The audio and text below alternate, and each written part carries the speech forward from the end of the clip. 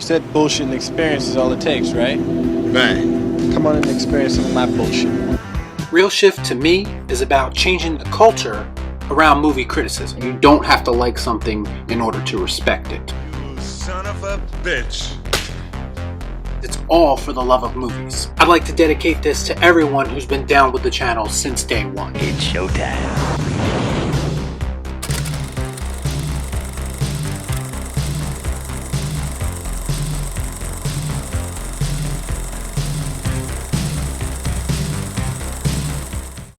Before I get started, I'd like to kindly ask that you hit the like button with the same velocity that Doughboy slams a domino down on the table.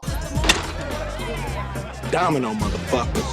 And please subscribe to the channel for more content just like this. This year marks the 30th anniversary of the release of Boyz N The Hood, the groundbreaking film from directing legend John Singleton. It's kind of hard to believe that this was his very first feature film. That makes it all the more impressive that this film was nominated for Best Director as well as Best Original Screenplay at the Academy Awards, making him the youngest person to receive such an honor, as well as the first African-American director to be nominated for Best Director. And after watching it again for this review, I have to say it's well deserved. This is one of those movies that I didn't grow up on. I came to be familiar with it later in life. My love for hip-hop culture actually is what brought me to this movie. A lot of people don't know this, but John Singleton developed this film as a requirement for application to film school. That's one hell of an application. And he drew inspiration from his own life, which would explain why it feels so real and why raw emotion just comes pouring out of every scene. The film does feature an all-star cast as well, but it also features the breakout roles for one Ice Cube, Cuba Gooding Jr., and Nia Long. Side note, I feel like Nia Long became the go-to girl next door of hood movies after she was in this movie. Hi, you guys. Hey. Some people would call this just a hood movie, but it's so much more than that. The difference comes in John Singleton, who injected a lot of heart into the story. No one had really seen a story told about this subject matter and in this way before. Boyz N The Hood basically influenced so many other filmmakers and films to come after it. I believe one of the ultimate compliments for a movie is when it receives a spoof. Of course, I'm talking about Don't Be a Menace. Hey, Miss Ladybug.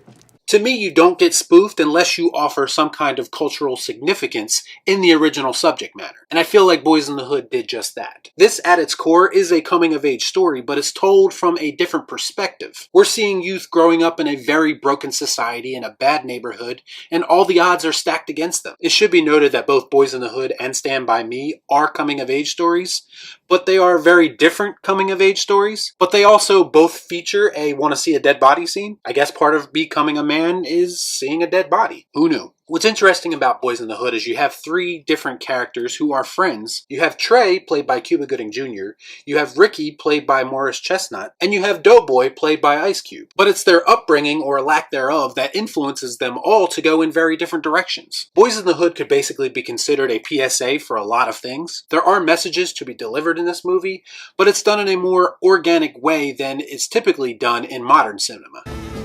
Message.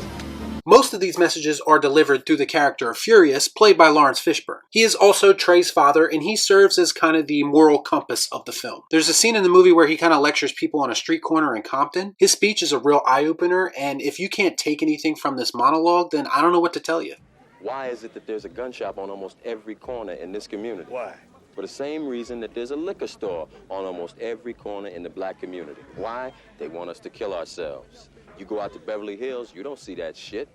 It's clear that when his son comes to live with him that he is a good father and he wants to instill values in Trey, which he does, and it's values about everything from what it means to be a man to sexual education. There's what seems to be an almost old school philosophy in this movie about what it means to be a father and the importance of a father figure in a child's life. Having many great father figures in my life, this really resonated with me. The film even shows how the absence of a father, or just a caring parent in general, can negatively impact how a child grows up. This is most apparent in the character of Doughboy, played by Ice Cube. Ice Cube got a lot of praise for his performance in this movie, and rightfully so. It was clear from the start that Cube was a natural-born star. He had no business being this good right out the gate, but he absolutely was. This movie shows in vivid detail what a lack of education, a lack of home life stability, and what growing up in a harsh environment can do to a person. What I think is great about the character of Doughboy is he could have been this generic gangbanger type character, but he actually evolves throughout the film. Even when he's acting irresponsibly, we get clues that he is a capable person and has a lot more to offer. He's much deeper as a character than you would expect, For one thing, you don't know what the fuck I be motherfucking knowing. I read about this shit when I was in the pen. It was this book, right? And it was telling life in a perspective. If God was a bitch.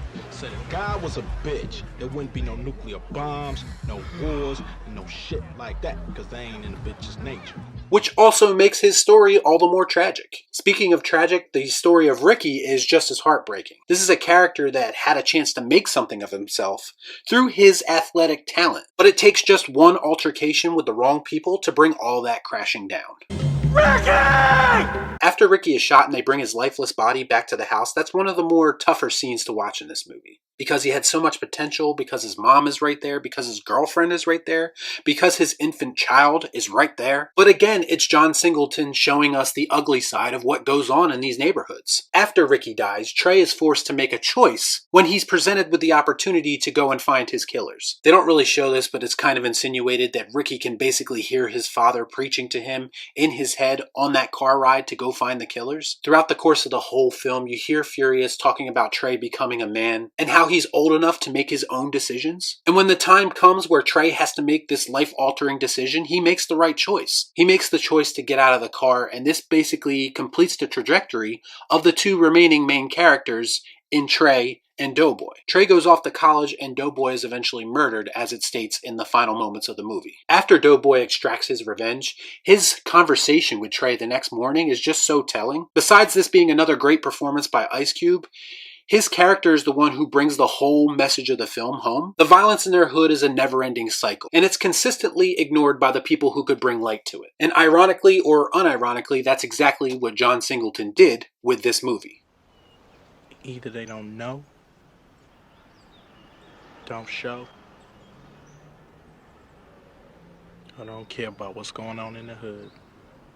He shined a light on a world that many people didn't know existed. That's deep stuff. Singleton was basically reporting the news that typically gets overlooked. This movie was simultaneously ahead of its time and also a perfect snapshot of that moment in time. It's gritty, it's real, it's exposing uncomfortable truths. It's 100% worth the effort of seeking out if you've never seen it before. I feel like everyone should watch this story play out in the vivid detail that John Singleton delivered it in. For that reason, I'm going to give Boyz N The Hood the elusive Bill and Ted.